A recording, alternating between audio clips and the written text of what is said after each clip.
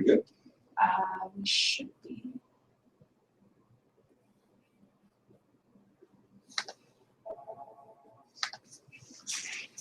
Can you just press the mute? Okay. Is it going? Yeah. All right.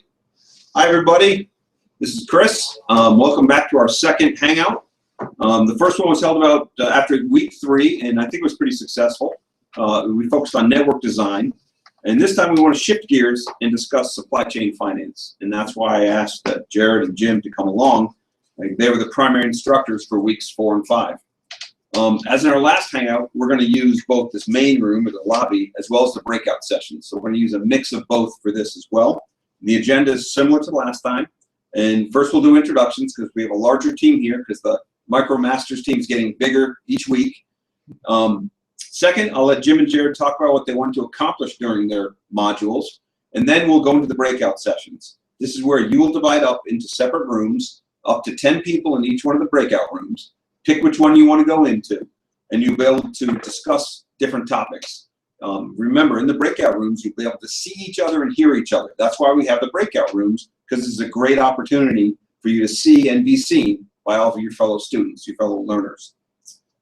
We spend about 20 minutes in the breakout session, and during that time, I want each of the sessions to come up with 1 to 2 questions. And for those questions, I want you, when the breakout session is over, and we'll let you know when that is, come back out and use the chat function to put that question down. And we'll try to answer as many of those questions as we have time for and address them that way. But please don't ask questions about administrative issues or any graded assignments. You know what we'll say. We won't even ask those questions. And I'll let Frederick address those later. Finally, we'll all come back to the lobby, and the SC2x team will discuss all the questions that you have and any other comments that you have, and we'll take it from there. We will take liberty of selecting which questions out of the queue. We'll try to pick the ones that are most common or most frequently requested. So that's what we'll do over the next hour. And so first, let's do introductions. You guys should know me by now. I'm Chris Kaplis. I'm the Executive Director at CTL. And I'm led the first couple weeks of the course, and you'll see me again next week, right? This week, you see me again this week. All right, Jared. I'm Jared Gensel. I'm a lecturer here at the Center for Transportation Logistics as well. And with Jim, created a course for our master's students focused on supply chain finance. It's a lot more than what we cover in these 2 weeks, but we were glad to be able to at least offer some of that course to you online. Hi, I'm Jim Rice. I'm the Deputy Director here at the Center, and together with Jared, I teach the Supply Chain Financial Analysis course. I'm responsible for the outreach programs here and a handful of other things, but we had a lot of fun doing the course, and look forward to this engagement. Great. Frederick, you want to come around? Yeah, sure. So, hi, everyone. I have to go a lot higher with the camera for you, Frederick. You can stand up. No, you stand up. Hi, everyone. So I'm Frederick. I'm a postdoc associate here at MIT, and I've been responsible for this run of SC2x.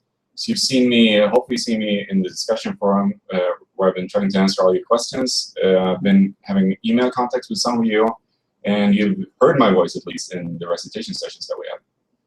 All right, Omar. Hello, everyone. I'm Omar. I'm a new postdoc here at MIT, and I'll be doing a lot of the same things that Frederick has been doing. I look forward to interacting. Excellent. Arthur? Hey there, folks. I can stand up as well. My name is Arthur Grau. I'm going to be working as a community manager for the MicroMasters program and helping you get from course to course and hopefully all the way through the credential. Excellent. Hi, I'm Yossi Sheffi. I'm the director of the center, and I'll be involved with the procurement sessions in SC2. So we'll see you there. All right. All right, so that's us. And so now I'm going to turn it over to Jared and Jim and let them talk a little bit about what they were trying to accomplish during their weeks, and then we'll go into the breakout sessions. So, guys? Hi. Yeah, so I'm going to start briefly and kind of talk a little bit about some of the motivation that we had, Jim and I, in creating this course at MIT, and also then offer part of it to you online. We have a background at MIT. We focus on, the course is focusing on design of supply chains and kind of an engineer's perspective. But I realized early in my career working in the private sector that I had to be able to communicate the value of our designs and of our engineering to other stakeholders in the company, and specifically the chief financial officer, who is kind of the one who allocates money inside the firm and helps to make decisions.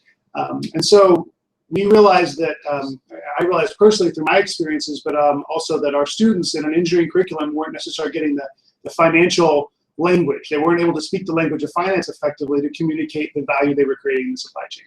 So that's one reason we created the course. We believe that by understanding finance better, you can understand your supply chain better diagnose problems.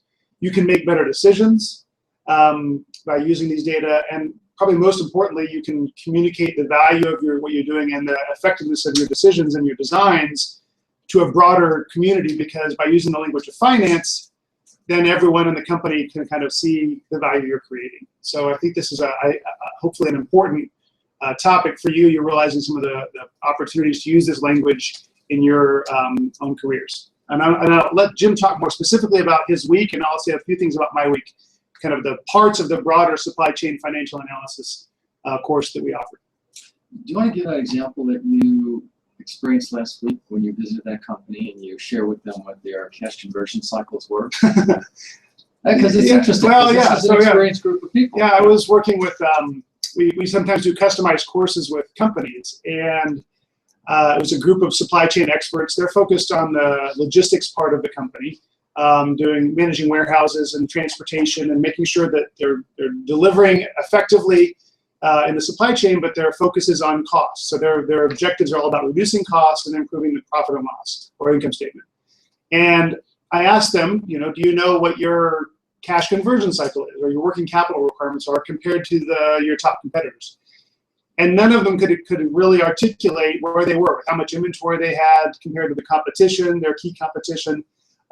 So they just weren't aware of this. And then they started seeing, oh, if I know more about this, and the warehouse managers were actually trying to reduce inventory because their warehouses are full.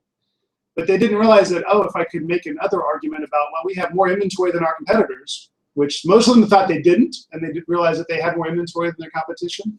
It's another way that they can help make an argument to reduce the inventory in their warehouses is by looking at the financial analysis of them versus their competition. So, just trying to think more broadly about their role, and especially looking at the balance sheet and understanding the assets that are deployed in the supply chain is something that we often don't focus on in supply chain. And so, Jared, I appreciate you letting me cold call you, because I thought that was a really good example to illustrate the utility of what it is we cover in our course. And particularly some of the subject matter that I cover. My work in the program is really focused on some of the fundamentals, explaining what an income statement is, what a balance sheet is, the important elements of those important financial reports from the perspective of the supply chain party, the accounting systems, to understand some of the dynamics of the accounting systems, but then also getting into working capital and understanding the cash conversion cycle. And something as simple as that can be really powerful. And in Jared's experience just last week with a bunch of senior executives in the supply chain, they didn't know that. And it makes a difference.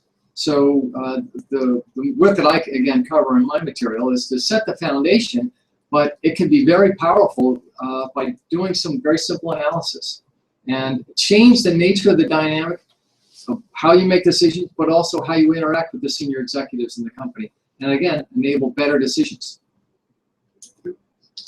Yeah, and kind of more specifically on the week that I focused on, I really dove into discounted cash flow analysis and doing projected cash flows for supply chain types of initiatives, because that's probably at the crux of what a firm will do in order to make decisions. I even included a quote, and I want to repeat it because I think it's important.